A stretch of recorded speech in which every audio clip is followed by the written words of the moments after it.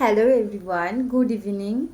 তো তোমাদের সবাইকে কিছু কথা বলার ছিল, সেই জন্য এলাম। এটা সবার জন্য না, কিছু কিছু মানুষ আছে, মানে কিছু কিছু মানুষ বলতে কি আমার এভরি ফ্রেন্ড যারা আমার রিলস, আমার প্রত্যেকটা পোস্ট যারা ফলো করে, দেখে, লাইক কমেন্ট করে, তাদের মধ্যে থেকে কিছুজন আছে যারা আমাকে কমেন্ট করছে, এমনকি আমার ইনবক্সে এসে আমাকে এসএমএস করেও পর্যন্ত বলছে যে আরজি করের বিরুদ্ধে বা আরজি করকে নিয়ে, আরজি করের যে ঘটনা সেটা নিয়ে তুমি কিছু কেন করছো না। আচ্ছা, এবার আমাকে একটা কথা বলো তো, আমি কি করব?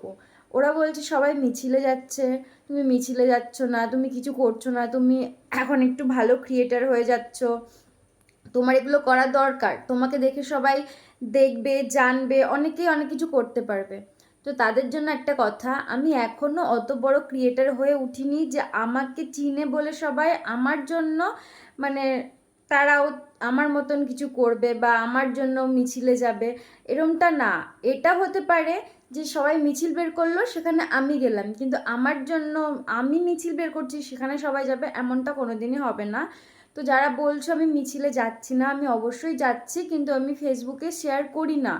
কারণ দেখো, এইসব জিনিস শেয়ার করলেও দোষ, না করলেও দোষ। কারণ যদি আমি ফেসবুকে শেয়ার করি, অনেকেই আছে যারা বলবে যে দেখো এইসব জিনিস নিয়ে ভিউজ কামাচ্ছে, ভিডিও করছে, লাইক কমেন্ট করছে, টাকা ইনকাম করছে, মানে অনেকেরই অনেক রকম কথা। আবার এটা করছি না বলে তাতেও দোষ। তো তোমরাই বলো আমি করবোটা কি?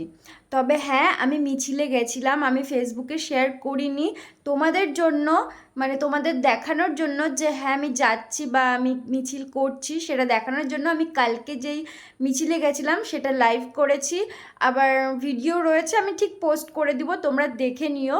তো এই ভিডিওটা সবার জন্য করা নয়, যারা যারা আমাকে এসএমএসগুলো করছো বা যারা কমেন্ট করছো দিদি তুমি তো এখন বড় ক্রিয়েটার হচ্ছ, তুমি এগুলো করো, মানে নানান ধরনের নানান কথা, কেউ ভালোভাবে বলছো, কেউ খারাপ করে বলছো, ভিডিওটা শুধু তাদের জন্য।